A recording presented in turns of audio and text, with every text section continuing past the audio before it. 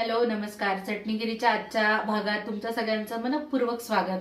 आजची चटणी सीझनल चटणी आहे, हिवाळ्यात मिळणाऱ्या गाजरांची चटणी. तर ही जी गाजरं आहेत लाल कलरची, हीच गाजरं त्याच्यासाठी अगदी उत्तम लागतात.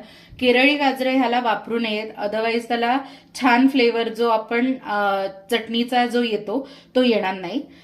लाल गाजरं, कोथिंबीर, लसूण, मिरची, शेंगदाणे तुम्ही वापरू शकता किंवा नाही, ऑप्शनल आहे. पण शेंगदाण्यामुळे त्याला एक वेगळं छान टेक्स्चर येतं, त्यामुळे वापरलं तर उत्तमच आहे. लिंबामध्ये काहीही कंजूशी करू नका, कारण लिंबाच्यामुळे हा सगळा गेम चेंजर अशी ही चटणी आहे.